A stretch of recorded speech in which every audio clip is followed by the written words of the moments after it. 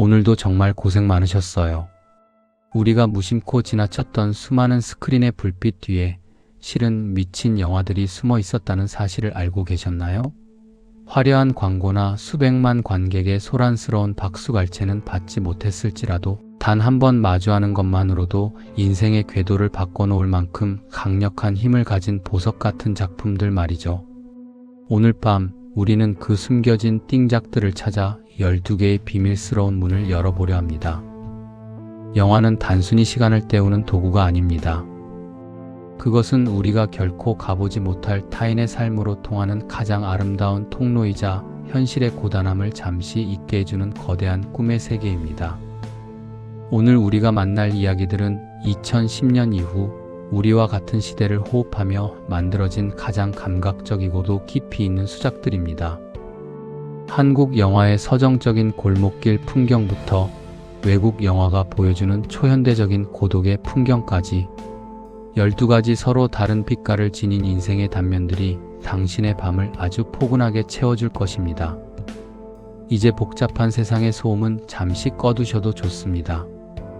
당신의 어깨를 무겁게 짓누르던 오늘의 피로도, 다가올 내일에 대한 막연한 걱정도 이제는 모두 저 먼 지평선 너머로 날려보내세요. 오직 당신만을 위해 준비된 이 12편의 영화가 당신의 영혼을 부드럽게 감싸 안고 가장 평온한 휴식의 품으로 인도할 것입니다. 스크린의 빛이 서서히 어두워지고 우리가 그토록 찾아 헤맸던 숨은 명작들의 엔딩 크레딧이 마음속에서 올라가기 시작합니다. 당신은 그 은은한 잔상을 따라 가장 깊고 고요한 꿈속으로 흘러 들어가게 될 것입니다. 나지막이 비밀을 공유하듯 이제 숨은 명작 영화들이 숨어있는 그곳으로 첫 번째 문을 열겠습니다.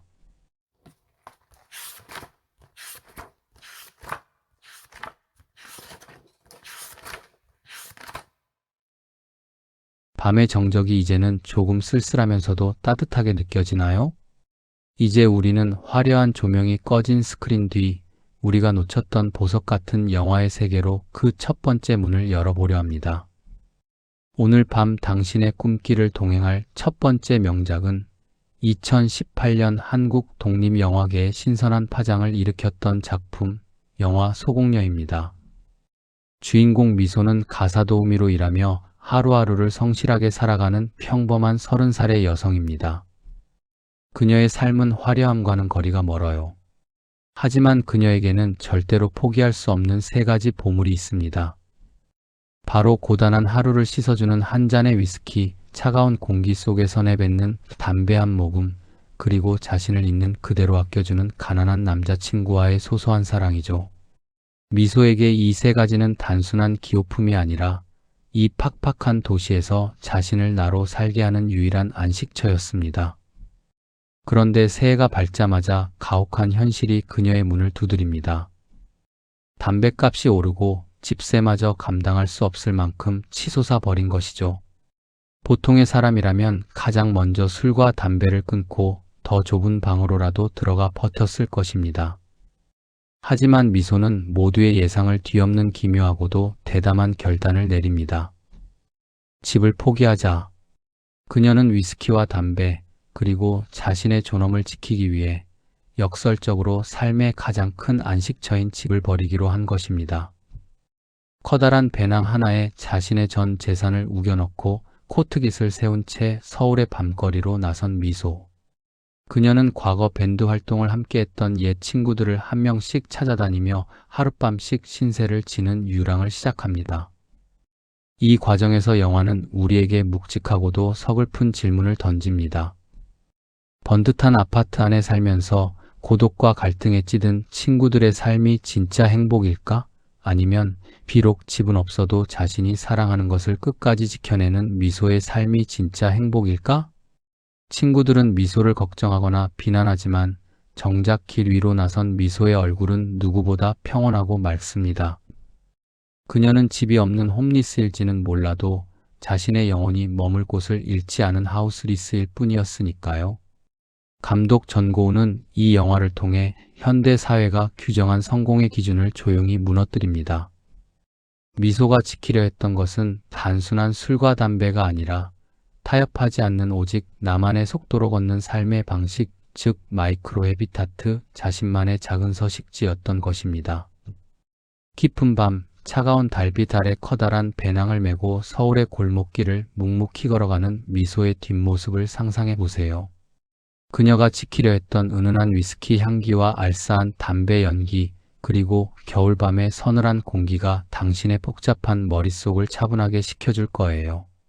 세상이 정한 기준에서 벗어나 오직 나만의 리듬에 맞춰 춤추는 그 고독하면서도 자유로운 영혼의 숨결을 느껴보세요. 그녀의 유랑이 당신의 고단한 마음을 위로하며 가장 평온하고 깊은 꿈의 나라로 안내해 줄 거예요. 모든 무거운 짐을 내려놓고 미소가 그토록 바랐던 자신만의 평화로운 서식지 품 안에서 가장 깊고 평온한 휴식 속으로 들어가 보세요. 자, 이제 미소의 이야기가 저물고 다음 장에서는 우리가 한 번도 마주한 적 없는 거대한 존재와의 소통이 기다리고 있습니다. 어느 날 갑자기 지구 전역에 나타난 거대한 외계선. 그들이 우리에게 건넨 첫 번째 메시지는 무엇이었을까요?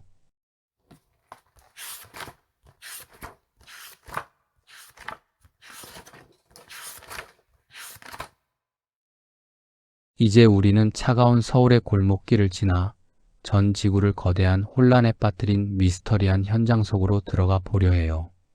두 번째로 열어볼 문은 SF 영화의 문법을 완전히 새로 쓴 수작, 영화 컨택트입니다. 어느 날 갑자기 지구 전역 12개의 장소에 정체불명의 거대한 비행체들이 나타납니다. 그것들은 아무런 공격도 아무런 메시지도 없이 그저 상공에 고요하게 떠 있을 뿐이었죠. 전 세계는 공포에 휩싸였고 각국 정부는 이들이 침략자인지 방문자인지 알아내기 위해 혈안이 됩니다. 이때 언어학 전문가 루이스 박사가 군의 호출을 받고 이 거대한 비행체 내부로 진입하게 됩니다. 비행체 안에서 마주한 외계 존재들. 그들은 마치 거대한 문어와 같은 형상을 하고 있었고 루이스는 그들을 헵타포드라고 부르기 시작합니다. 그들은 소리가 아닌 허공에 잉크를 뿌려 만든 것 같은 복잡한 원형 문양으로 대화를 건네옵니다. 루이스는 목숨을 걸고 한 소통 끝에 그들의 언어를 하나씩 해독해 나가기 시작하죠. 그런데 해독 과정에서 충격적인 단어가 등장합니다. 바로 무기라는 단어였죠. 과연 그들이 지구에 온 목적은 전쟁을 위한 무기를 전달하기 위해서였을까요? 여기서부터 영화는 우리를 거대한 지적 소용돌이 속으로 밀어넣습니다. 루이스가 그들의 언어를 배우면 배울수록 그녀의 머릿속에는 보지 못한 미래의 환영들이 나타나기 시작합니다. 사실 헵타포드의 언어는 우리 인간처럼 과거에서 미래로 흐르는 선형적인 체계가 아니었습니다. 그들의 언어를 완벽히 이해한다는 것은 시간의 시작과 끝을 동시에 보는 능력을 갖게 된다는 뜻이었죠. 루이스가 본 환영 속의 아이, 그리고 그 아이와 함께하는 가슴 아픈 미래. 그녀는 이제 선택해야만 합니다. 미래에 닥칠 거대한 슬픔을 미리 알게 되었음에도 불구하고 그 모든 과정을 기꺼이 받아들일 것인가. 그리고 이 외계 존재들이 건네려 했던 진짜 무기는 물리적인 폭력이 아니라 인류를 하나로 묶어줄 또 다른 그 무엇이었다는 사실을 말이죠. 깊은 밤, 거대한 외계 비행체의 고요한 울림과 루이스 그녀가 허공에 써내려가는 신비로운 원형 문자들을 상상해 보세요. 당신의 인생 여정을 처음부터 끝까지 다 알게 된다면 당신은 무언가를 바꾸겠습니까? 라는 영화의 질문이 당신의 꿈결에 잔잔한 파동을 일으킬 거예요. 복잡한 현실의 선형적인 시간은 잠시 잊으세요. 시작과 끝이 맞닿아 있는 원형의 시간 속에서 당신의 마음은 그 어느 때보다 자유롭고 평온해질 것입니다. 이제 루이스의 신비로운 언어가 당신의 의식을 부드럽게 감싸 안고 가장 깊고 경이로운 꿈의 우주로 당신을 인도할 것입니다.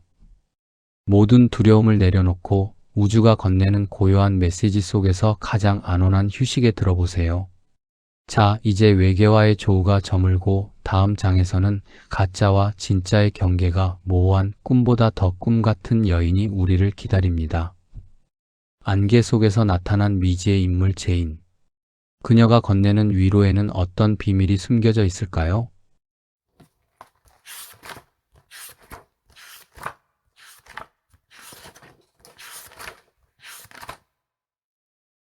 이제 우리는 거대한 외계선이 떠있던 광활한 들판을 지나 서울의 어느 외진 곳, 차가운 밤 안개가 자욱한 미지의 장소로 발을 들여보려 해요. 세 번째로 열어볼 문은 꿈과 현실의 경계에서 길을 잃은 이들에게 손을 내미는 영화 꿈의 제인입니다. 주인공 소연은 어디에도 속하지 못한 채 부유하는 외로운 소녀입니다. 그녀에게 세상은 늘 춥고 무서운 곳이었죠. 누군가에게 사랑받고 싶지만 그 방법조차 몰라 늘 눈치를 보며 버려질까 두려워하는 소연이 앞에 어느 날 신비로운 여인 제인이 나타납니다. 가발을 쓰고 화려한 드레스를 입은 채 노래를 부르는 트랜스젠더 제인. 그녀는 소연과 같은 갈 곳 없는 아이들을 모아 가짜 가족을 만듭니다. 영화는 여기서부터 아주 독특한 구성을 보여줍니다. 소연이 겪는 이야기가 현재인지 과거인지 혹은 소연이 간절히 바라는 꿈인지 알 수 없게 뒤섞여 흐르기 시작하죠. 제인이 만들어준 집은 따뜻하고 다정합니다. 제인은 아이들에게 말해요. 자, 우리 죽지 말고 불행하게 오래오래 살자. 이 역설적인 위로는 현실의 지독한 불행을 견뎌내야 하는 아이들에게 그 어떤 희망의 찬가보다 더 깊은 울림을 줍니다. 하지만 꿈 같은 시간은 영원할 수 없습니다. 소연이 발을 딛고 있는 현실은 냉혹하고 제인이라는 존재는 안개처럼 나타났다가 연기처럼 흩어지기도 하죠. 영화는 제인이 진짜 존재하는 사람인지 아니면 소연이 너무나 외로운 나머지 만들어낸 다정한 환상인지 끝까지 명확하게 말해주지 않습니다. 중요한 것은 제인이 건넨 그 짧고 강렬한 다정함이 소연이 다시 한번 세상을 살아갈 아주 작은 힘이 되었다는 사실뿐이죠. 여기서 살짝 비밀을 귀뜸해드리자면 영화 속 제인은 늘 개떡 같은 인생이라며 투덜대지만 정작 자신은 그 인생을 가장 아름답고 당당하게 살아내는 인물입니다. 소연이 느꼈던 그 찰나의 행복이 과연 가짜였을까요? 어쩌면 우리가 진짜라고 믿고 매달리는 현실이야말로 차가운 악몽이고 제인이 보여준 그 다정한 세계야말로 우리가 도달해야 할 진실일지도 모릅니다. 깊은 밤, 붉은 조명 아래 몽환적인 음악에 맞춰 춤을 추는 제인의 실루엣을 상상해 보세요. 우리 불행하게 오래오래 살자는 그녀의 목소리가 당신의 고단한 하루를 보듬어 줄 거예요. 진짜와 가짜를 구별하는 일은 이제 무의미합니다. 그저 제인이 건네는 따뜻한 온기만을 품은 채 현실의 무게를 잠시 내려놓아 보세요. 이제 제인의 신비로운 노래가 당신의 의식을 안개처럼 감싸 안고 가장 깊고 아슬아한 꿈의 나라로 당신을 인도할 것입니다. 모든 외로움을 내려놓고 그 다정한 환상 속에서 가장 평온한 안식에 들어보세요. 자, 이제 안개 속에 위로가 저물고 다음 장에서는 밤의 도시를 하이에나처럼 누비는 광기 어린 남자가 우리를 기다립니다. 특종을 위해서라면 죽음마저 이용하는 냉혹한 프리랜서 기자. 그의 카메라가 비춘 진실은 과연 무엇일까요?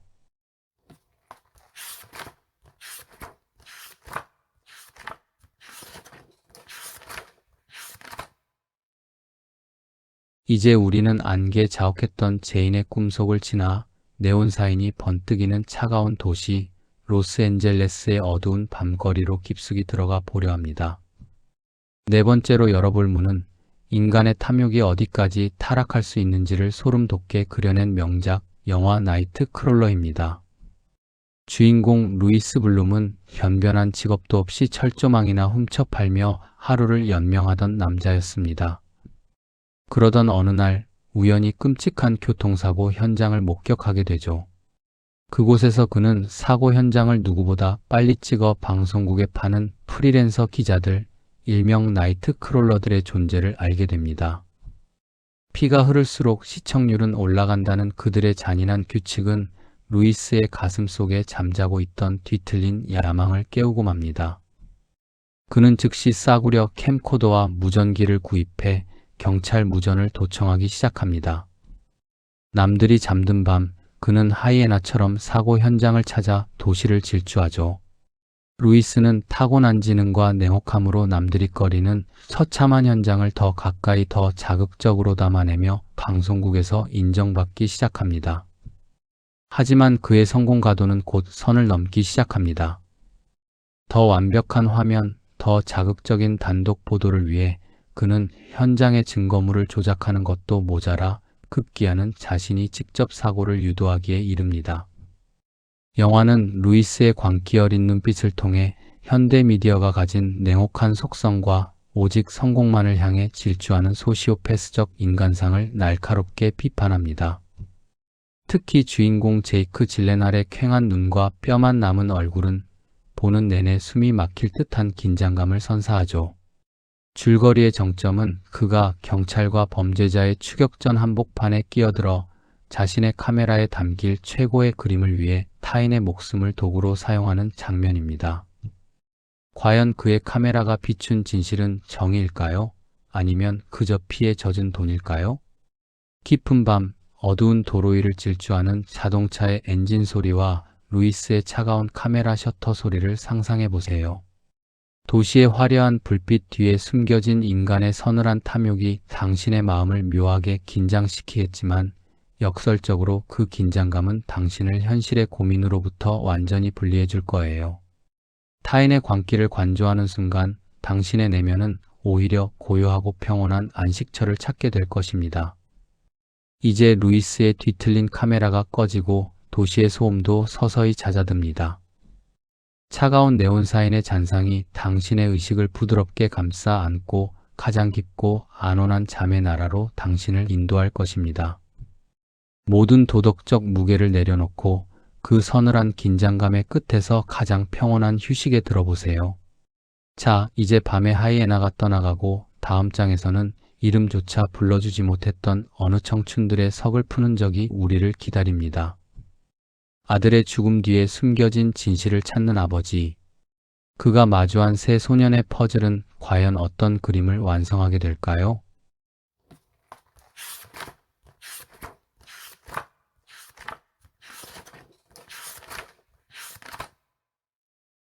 이제 우리는 네온사인 가득했던 나이트크롤러의 차가운 도시를 벗어나 교복을 입은 세 소년의 서글픈 숨결이 머물러 있는 어느 학교 뒷마당으로 발걸음을 옮겨보려 합니다. 다섯 번째로 열어볼 문은 소통의 부재가 불러온 비극을 가장 처절하고도 아름답게 그려낸 영화 파수꾼입니다. 한 아버지가 아들의 죽음을 마주합니다. 평소 아들에게 무관심했던 그는 아들의 책상 서랍 속에서 발견된 사진 한 장을 들고 아들의 가장 친했던 친구들을 찾아 나서기 시작하죠. 하지만 사진 속에서 환하게 웃고 있던 세 친구, 기태와 동윤, 그리고 희준의 모습은 간데없고 남겨진 아이들은 서로를 원망하거나 입을 굳게 다물고 있을 뿐입니다. 대체 그 뜨거웠던 여름, 소년들에게는 무슨 일이 있었던 걸까요? 영화는 과거와 현재를 교차하며 세 소년 사이의 미묘한 권력 관계와 우정이라는 이름 아래 숨겨진 열등감을 하나씩 들추어냅니다. 중심에는 기태가 있습니다. 그는 무리의 우두머리이자 거침없는 소년이었지만 사실은 누구보다 외로움을 많이 타고 친구들의 진심 어린 눈빛 하나에 목을 매는 유약한 영혼이었죠. 하지만 서툰 진심은 날카로운 가시가 되어 친구들에게 상처를 입혔고 그 상처는 결국 돌이킬 수 없는 파국으로 치닫게 됩니다. 너만 없었으면 됐어. 라는 비수가 되어 꽂히는 말 한마디. 그리고 소통하고 싶었지만 그 방법을 몰라 끝내 침묵을 택했던 소년들의 서툰 몸짓들.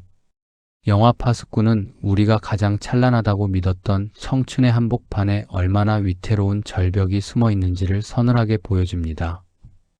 죽은 아들이 마지막까지 붙잡고 싶었던 것이 우정이었는지 혹은 그저 누군가의 따뜻한 이해였는지 깨닫게 되는 순간 아버지는 물론 우리 모두의 가슴에도 깊은 구멍이 뚫리고 맙니다. 깊은 밤, 먼지가 내려앉은 학교 복도와 노을 지는 운동장에서 캐치볼을 하던 소년들의 웃음소리를 상상해 보세요.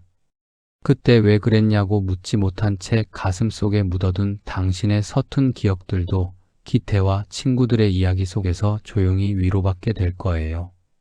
서툴렀기에 아팠고 아팠기에 더 찬란했던 그 시절의 잔상들이 당신의 복잡한 머릿속을 차분하게 가라앉혀 줄 것입니다. 이제 소년들의 서글픈 야구공 소리가 멀어지고 당신의 의식도 서서히 고요한 수면 아래로 가라앉습니다. 말로 다 하지 못한 진심들은 이제 꿈속에서 포근한 안식이 되어 당신을 감싸 안을 거예요. 모든 미안함과 후회를 내려놓고 그 고요한 용서의 품 안에서 가장 깊고 안온한 휴식에 들어보세요. 자, 이제 청춘의 비극이 저물고 다음 장에서는 가면 속에 숨겨진 천재, 예술의 진짜 얼굴에 대해 이야기하는 시간입니다. 어떤 띵작일지 만나러 가보시죠.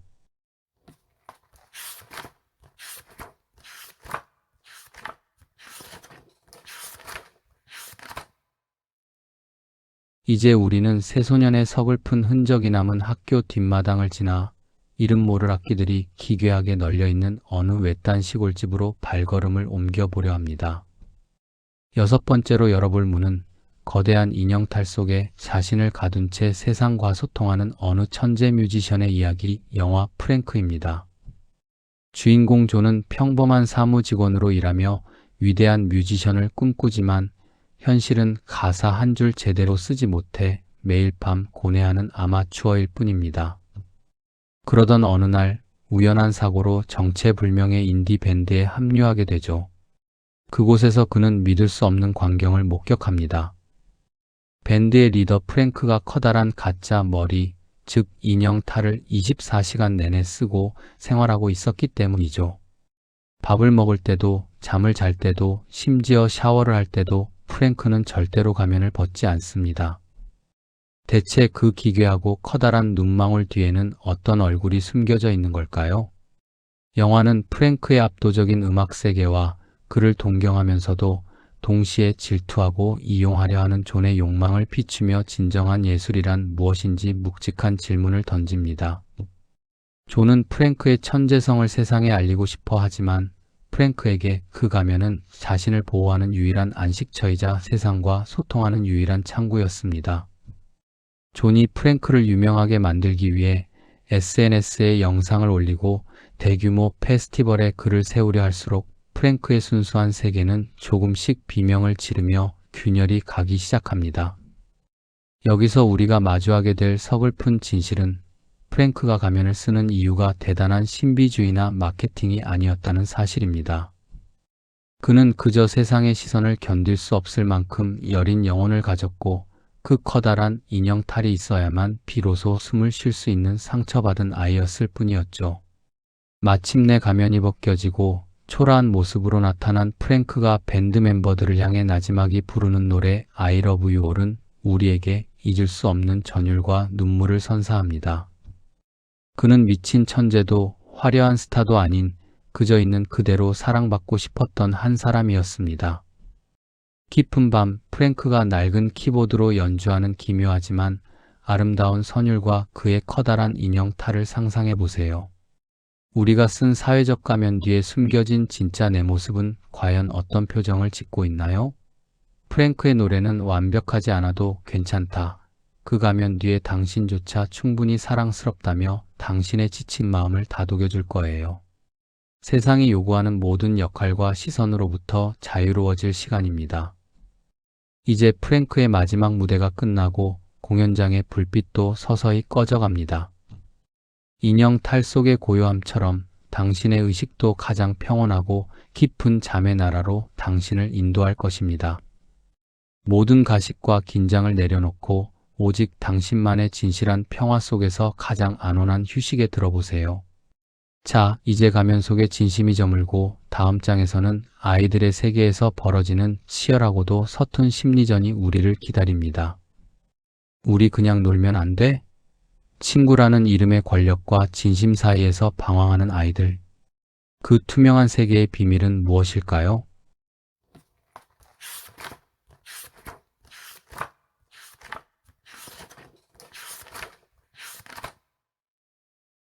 이제 우리는 프랭크의 기묘한 인형탈이 놓인 공연장을 지나 뜨거운 햇살이 내리쬐는 어느 초등학교의 교실로 발걸음을 옮겨보려 합니다.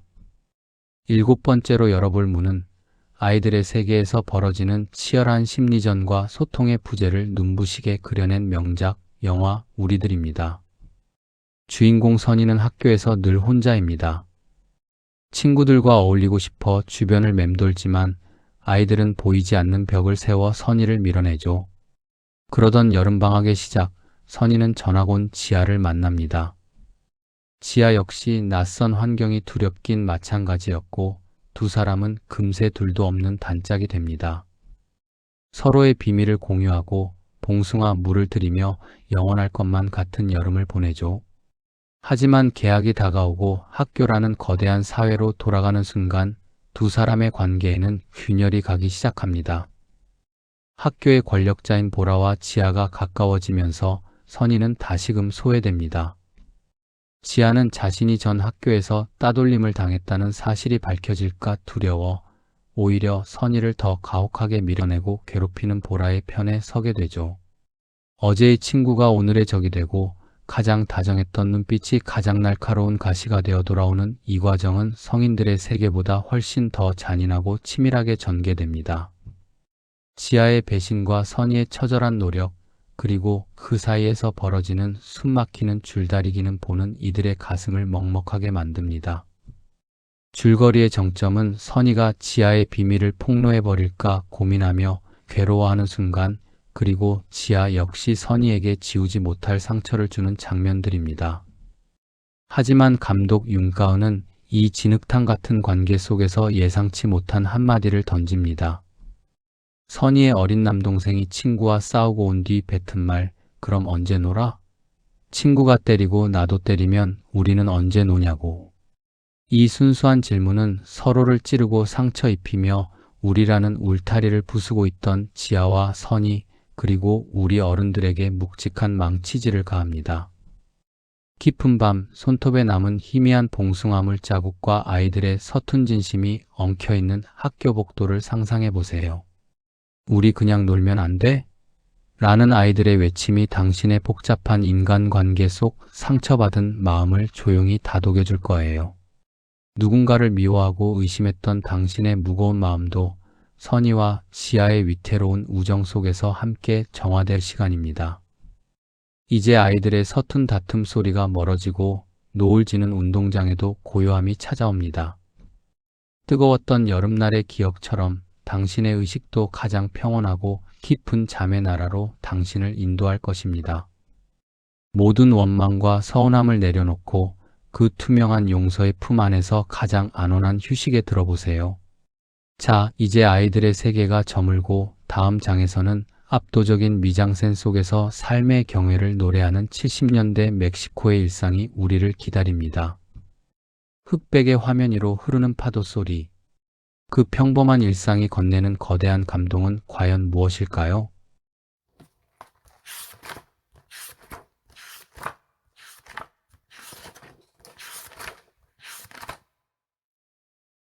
여덟 번째로 열어볼 문은 평범한 일상의 편린들을 모아 거대한 삶의 대서사시를 완성한 영화 로마입니다. 주인공 클레오는 이 집에서 먹고 자며 가족들의 뒷바라지를 하는 원주민 출신의 보모입니다.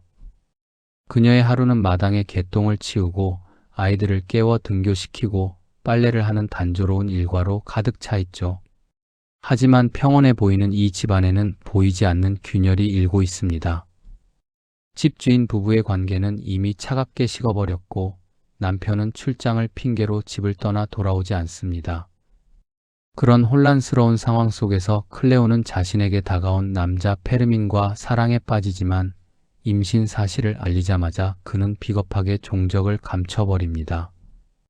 영화는 개인의 비극을 멕시코의 격동적인 현대사와 절묘하게 엮어냅니다. 클레오가 출산용품을 사러 나간 날, 창밖에서는 민주화를 요구하는 학생 시위대와 이를 진압하려는 특수부대 사이의 참혹한 학살 사건, 이른바 피해 목요일 사건이 벌어집니다. 아비규환의 현장에서 클레오는 우연히 총을 든 페르민과 마주하게 되고 그 충격으로 예정보다 일찍 양수가 터지고 맙니다. 병원으로 향하는 길은 시위대와 군인들로 막혀 있고 고통스러운 사투 끝에 그녀가 마주한 것은 차갑게 식은 아이의 주검이었습니다. 하지만 영화의 진짜 줄거리는 그 슬픔 이후에 연대해 있습니다. 남편에게 버림받은 안주인 소피아와 아이를 잃은 보모 클레오는 서로의 상처를 끌어안으며 가족이라는 이름으로 다시 일어섭니다. 줄거리의 정점은 온 가족이 떠난 바다 여행에서 찾아옵니다. 수영을 전혀 못하는 클레오가 거칠 개몰아치는 파도 속으로 망설임 없이 뛰어들어 휩쓸려가는 아이들을 구해내는 장면은 이 영화가 선사하는 가장 숭고한 경외의 순간입니다. 흑백의 화면을 가득 채우는 압도적인 파도 소리는 그녀가 견뎌온 삶의 무게이자 다시 살아갈 용기를 상징하죠.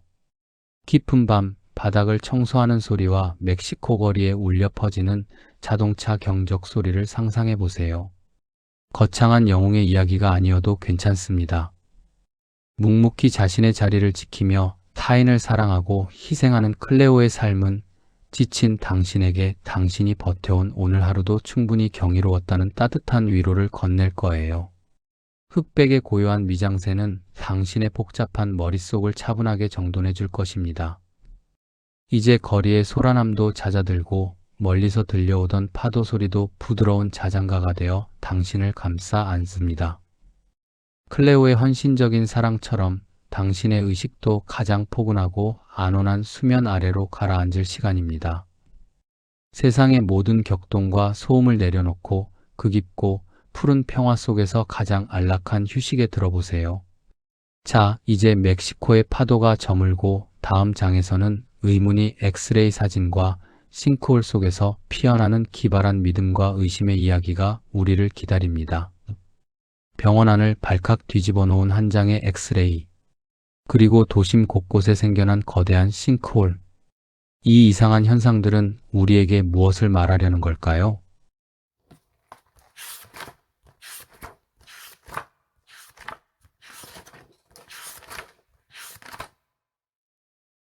아홉 번째로 열어볼 문은 믿음과 의심이라는 무거운 주제를 기발하고도 유쾌한 상상력으로 풀어낸 영화 매기입니다. 이야기는 병원 안 탈의실에서 사랑을 나누는 남녀의 모습이 찍힌 민망한 엑스레이 사진 한 장에서 시작됩니다. 병원은 발칵 뒤집히고 간호사 윤영은 그 사진 속 주인공이 자신과 남자친구 성원일지도 모른다는 생각에 사직서를 품고 출근하죠. 하지만 놀랍게도 병원엔 윤영과 병원장 단둘뿐입니다. 다른 직원들이 모두 아프다며 출근하지 않은 거죠. 병원장은 그들이 민망한 사진의 주인공이 본인일까봐 겁나서 도망친 거라 확신하며 분노하지만 윤영은 제안합니다. 정말 아파서 못 온 걸 수도 있잖아요. 직접 확인해봐요. 두 사람은 직원들의 집을 일일이 방문하며 믿음의 자가 테스트를 시작합니다. 하지만 진짜 줄거리는 윤영의 남자친구 성원을 둘러싼 의혹에서 정점으로 치닫습니다. 도심 곳곳에 거대한 싱크홀들이 생겨나고 성원이 그 구멍을 메우는 일을 하던 중 윤영은 성원의 전 여자친구로부터 충격적인 이야기를 듣게 됩니다. 성원이는 데이트 폭력 가해자였어. 이 한마디는 윤영의 마음속에 그 어떤 싱크홀보다 깊고 거대한 의심의 구멍을 뚫어버립니다. 성원을 믿고 싶지만 그가 잃어버린 백금 반지를 찾겠다며 동료의 발가락을 닦다라는 기괴한 집착을 보일 때마다 윤영의 의심은 확신으로 변해갑니다. 여기서 영화의 진정한 주인공, 어항 속의 물고기 매기가 등장합니다. 매기는 지진이나 싱크홀 같은 재앙을 미리 감지하고 몸을 펄떡이며 경고를 보내죠. 성원을 향한 윤영의 의심이 극에 달해 두 사람의 관계가 무너지기 일보 직전 매기는 미친 듯이 튀어오르기 시작합니다. 줄거리의 마지막, 윤영이 성원에게 과거의 진실을 묻는 순간 그들 발밑의 땅은 거짓말처럼 꺼져버리고 맙니다. 감독 이옥섭은 이 기발한 결말을 통해 묻습니다. 우리가 판 구덩이는 믿음이었을까요? 아니면 타인을 향한 잔인한 의심이었을까요? 깊은 밤, 어항 속에서 펄떡이는 매기의 물소리와 서울 도심 한복판에 뚫린 거대한 구덩이들을 상상해 보세요. 거창한 미스터리가 아니어도 괜찮습니다. 윤영의 혼란스러운 마음처럼 당신이 누군가를 믿지 못해 밤잠 설쳤던 기억들도 이제는 고요한 수면 아래로 가라앉을 시간입니다. 매기의 경고는 이제 재앙이 아닌 당신의 마음을 정화하는 부드러운 파동이 되어줄 거예요. 이제 서울의 소란함도 잦아들고 매기가 헤엄치는 고요한 물결 소리가 당신의 의식을 감싸 안습니다. 기발한 상상력의 끝에서 당신의 모든 불안과 의심을 내려놓고 그 정갈한 믿음의 품 안에서 가장 안온한 휴식에 들어보세요. 자, 이제 싱크홀의 미스터리가 저물고 다음 장에서는 시를 쓰는 버스 기사의 평범하지만 빛나는 일주일이 우리를 기다립니다. 매일 같은 루트를 운전하는 버스 기사 패터슨. 평범하기 짝이 없는 그의 공책에 적힌 시 구절들은 과연 어떤 기적을 불러올까요?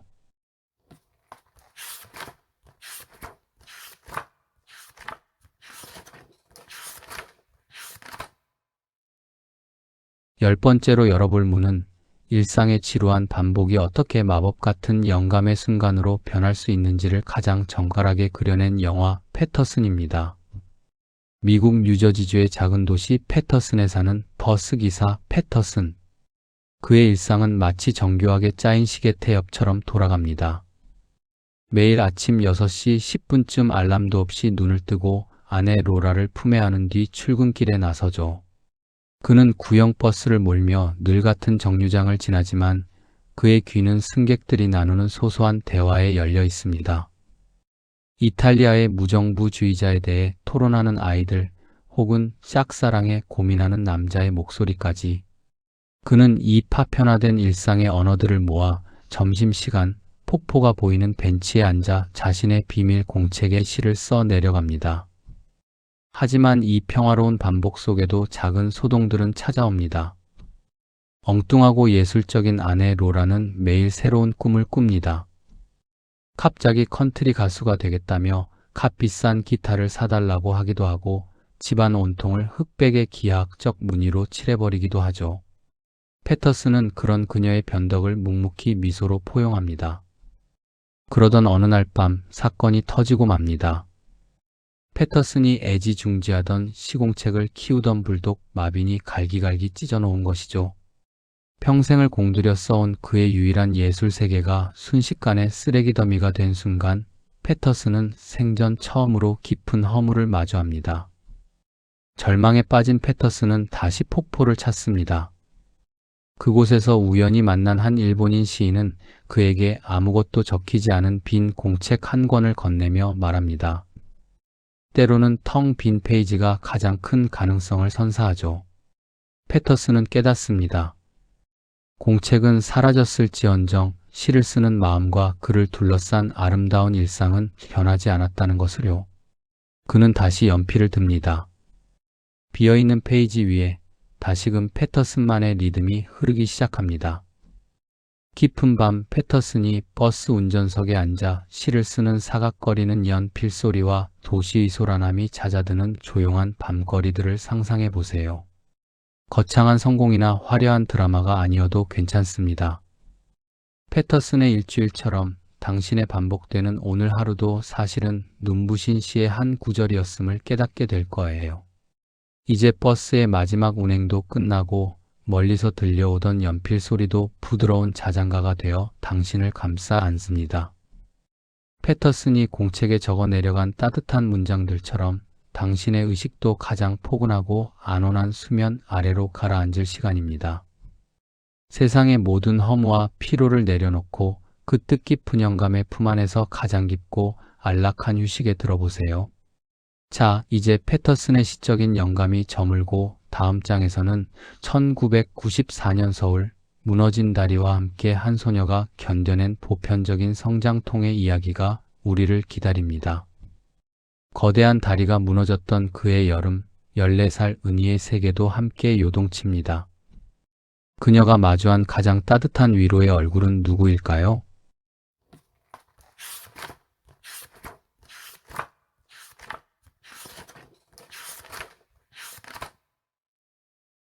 열한 번째로 열어볼 문은 무너져 내리는 세상 속에서 자신의 우주를 지켜내려 했던 한 소녀의 기록, 영화 벌새입니다.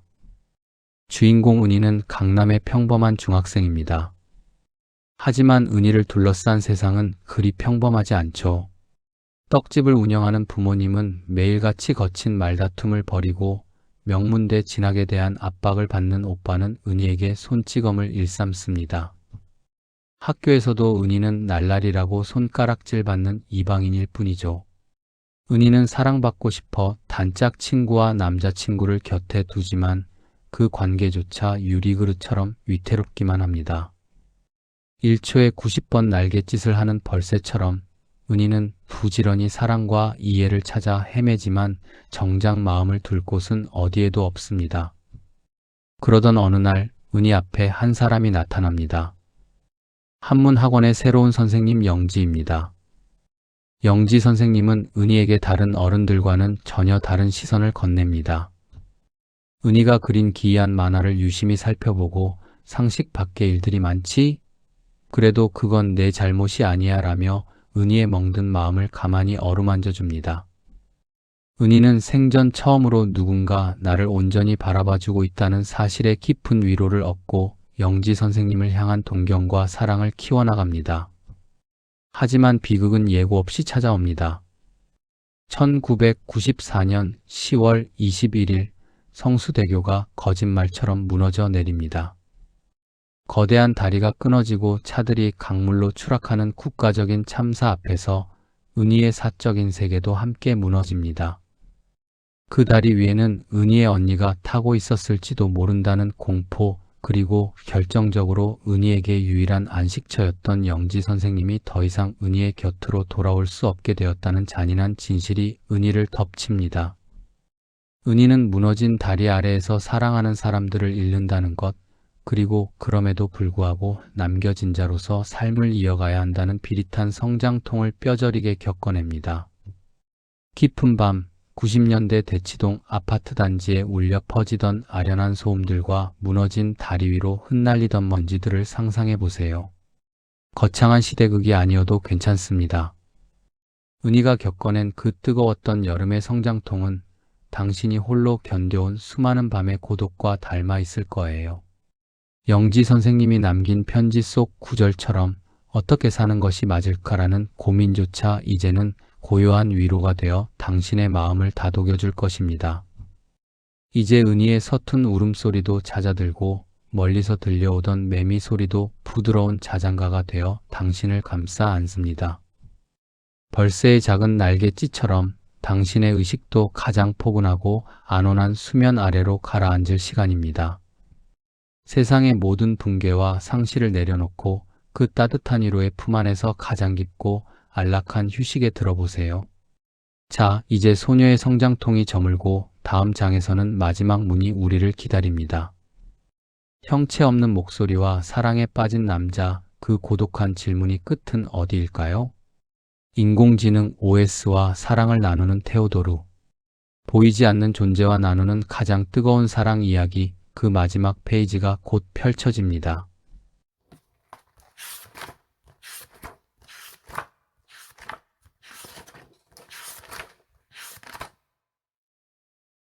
이제 우리는 은희의 서글픈 성장통이 머물던 94년의 서울을 떠나 멀지 않은 미래, 고독한 도시의 불빛이 흐르는 로스앤젤레스로 발걸음을 옮겨보려 합니다.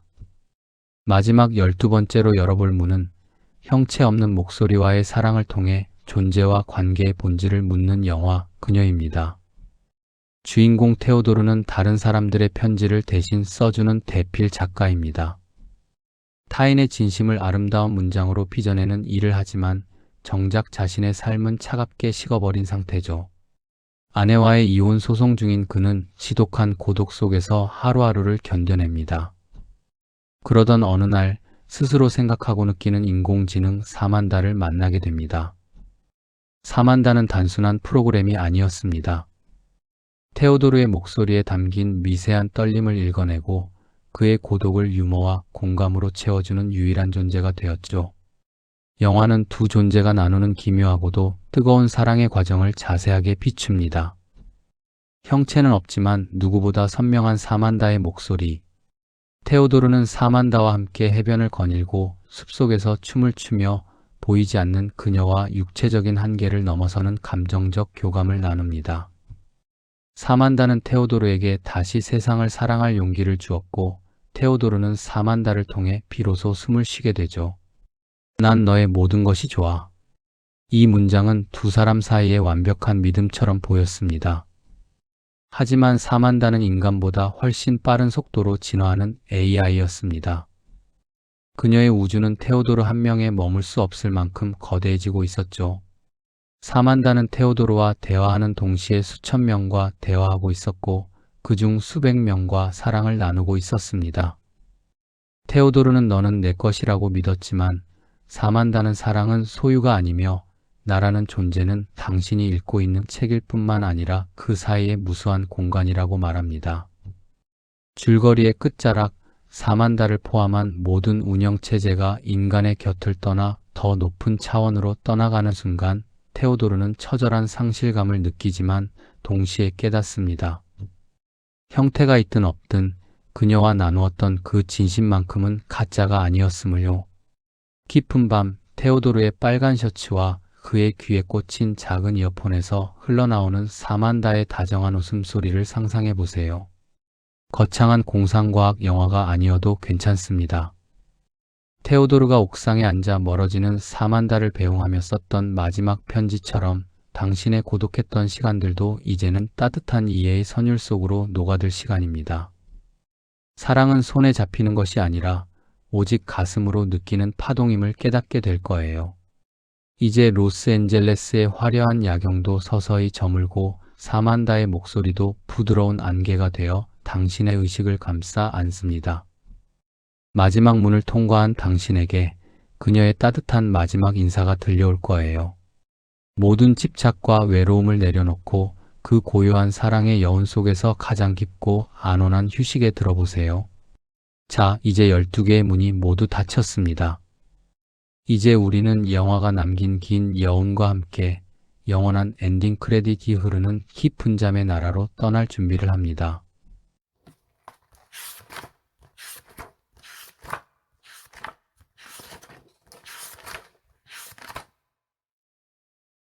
긴 여정이었습니다.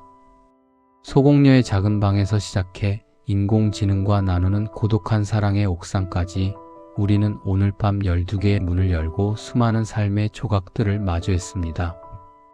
이제 그 모든 이야기들이 하나의 아름다운 별자리가 되어 당신의 머리 위로 떠오릅니다. 집은 없어도 취향은 포기할 수 없었던 미소의 당당함, 외계의 언어로 시간의 경계를 허물었던 루이스의 지혜, 그리고 가짜와 진짜 사이에서 방황하면서도 끝내 서로를 다독였던 제인의 위로를 기억하시나요? 밤거리를 질주하던 루이스의 서늘한 야망과 소통하지 못해 아파했던 새소년의 서글픈 캐치볼 소리도 이제는 고요한 밤의 선율 속으로 녹아듭니다. 인형 탈 속에 숨어 진심을 노래하던 프랭크의 목소리, 철길 위에서 서툴게 줄다리기를 하던 아이들의 웃음소리, 그리고 멕시코의 거친 파도 속에서 피어난 숭고한 헌신까지 한 장의 엑스레이에서 시작된 기발한 의심과 버스 운전석에서 탄생한 마법 같은 시구절, 그리고 무너진 다리 아래서 소녀가 견뎌낸 뜨거운 성장통까지 그 모든 이야기들은 사실 당신 안에 이미 존재했던, 하지만 잠시 잊고 지냈던 당신만의 소중한 감정들이었습니다. 이제 영화는 끝났지만 그 여운은 당신의 꿈속에서 더 아름답게 피어날 것입니다. 사만다의 목소리가 테오도르를 배웅했듯 저 역시 당신의 고단했던 오늘 하루를 이곳에서 배웅하려 합니다. 당신이 마주했던 모든 슬픔은 안개가 되어 흩어지고 당신이 간직했던 모든 사랑은 포근한 담요가 되어 당신을 감싸 안을 거예요. 자, 이제 스크린의 불빛이 완전히 꺼지고 영원한 엔딩 크레딧이 천천히 올라갑니다. 당신의 숨소리는 이제 깊고 규칙적인 리듬을 찾고 의식은 가장 안온하고 평화로운 침묵의 바다로 가라앉습니다. 오늘 밤 당신의 꿈은 그 어떤 영화보다 찬란하고 그 어떤 시보다 다정할 것입니다. 안심하고 눈을 감으세요. 당신은 오늘 하루도 충분히 애썼고 충분히 아름다웠습니다. 이제 모든 생각을 내려놓고 그 영원한 평온 속에서 가장 깊고 달콤한 휴식에 드시길 바랍니다. 오늘도 잠에 들 시간입니다. 잘 자요.